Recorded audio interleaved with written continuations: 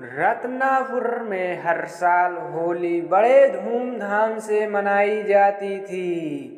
होली से एक हफ्ता पहले ही पूरा गांव रंगों और गुलाब पकवानों की खुशबू से महक उठता था। हर घर में गुझिया, दही बल्ले, ठंडाई और पापड़ बनाए जाते। लेकिन इस साल कुछ अजीब हो रहा था। रात के अंधेरे में गांव के बाहर पीपल के पेड़ के पास से अजीब सी आवाजें आने लगी। कुछ लोगों ने बताया कि वहां से कोई औरत धीमी डरावनी आवाज में बोल रही थी। गरम पापड़ ले लो, क्रिस्पी पापड़ ले लो, झन्नाटेदार पापड़ ले लो। पहले तो लोगों ने इसे मजाक समझा, लेकिन धीरे धीरे अजीब घटनाएं होने लगी। जो लोग रात में बाहर निकलते उन्हें ऐसा लगता किसी ने उसकी पीठ पर ठंडी उंगलियां फेर दी। किसी किसी को लगा कि कोई साया पेड़ के पास से झटपट भागा। गांव के बुजुर्गों ने अपशगुन माना और लोगों को रात में बाहर ना जाने की हिदायत दी।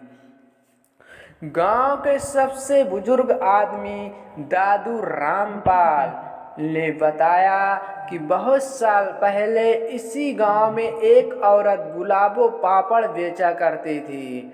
उसकी दुकान पर लोग दूर दूर से पापड़ खरीदने आते क्योंकि उसके हाथ के पापड़ बेहद स्वादिष्ट थे।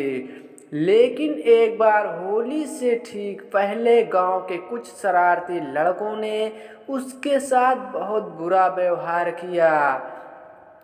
उन्होंने उसकी दुकान के पापड़ चुरा लिए और गांव के बाहर उसे पीट कर भगा दिया। गुलाबो ने गांव छोड़ते हुए रोते रोते कहा था, तुम लोगों ने मेरी रोजी रोटी छीनी है। मैं भी देखूंगी तुम्हारे घरों में कभी सच्ची खुशी आ पाती है या नहीं। होली की रात मैं लौटूंगी और तब तक कोई नहीं बचेगा। उसके बाद किसी ने गुलाबों को कभी नहीं देखा।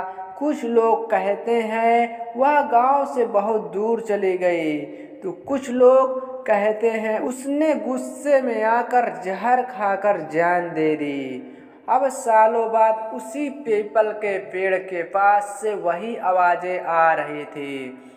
गरमा गरम पापड़ ले लो, झन्नाटेदार पापड़ ले लो, होली के लिए एकदम बढ़िया है।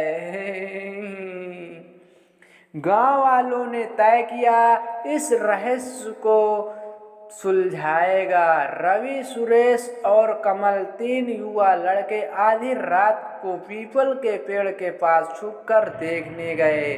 चांदनी रात थी, लेकिन हवा में एक अजीब सी ठंडक थी। जैसे ही 12 बज गए, अचानक वहां एक धुंधली परछाई उभरी।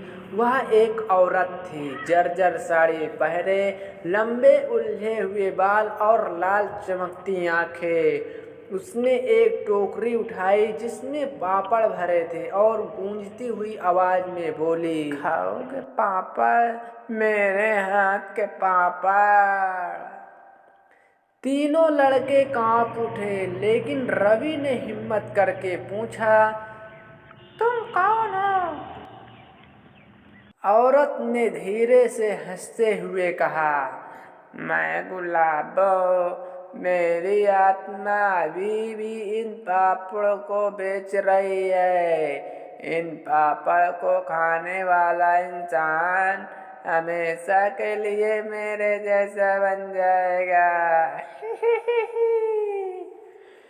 कमल डर के मारे जमीन पर गिर पड़ा। सुरेश और रवि ने उसे उठाया। तीनों भागने लगे, लेकिन तभी गुलाबों ने अपने आगे हाथ बढ़ाया। अचानक पापड़ हवा में उड़ने लगे और आग की लपटों में बदल गए। तीनों की आंखें के सामने एक आग का भंवर बन गया।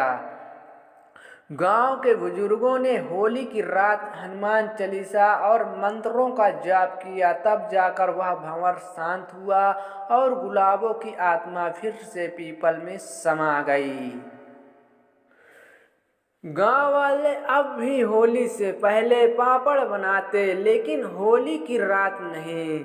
और अगर रात में कोई हल्की सी भी आवाज सुनाई दी, गरम पापड़ ले लो, तो लोग अपने दरवाजे बंद कर लेते और भगवान का नाम लेने लगते। कहानी अच्छी लगी, चैनल को सब्सक्राइब जरूर करें। धन्यवाद।